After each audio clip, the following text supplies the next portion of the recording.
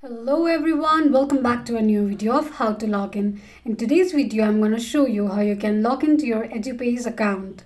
Keep watching the video till the end and don't forget to subscribe to our channel by hitting the subscribe button. And press the notification bell icon so that you'll never miss another update from us. In order to log into your Edupay's account, firstly open your Google search, type in Edupay remote login and make a search. It will display the search results. Tap on the first link shown on the page. It will take you to the login page of Edupay's account. Now enter your user ID and password associated with your Edupay's account. In case you have forgotten your password, click on Forgot Password. After entering your user ID and password, tap on Login.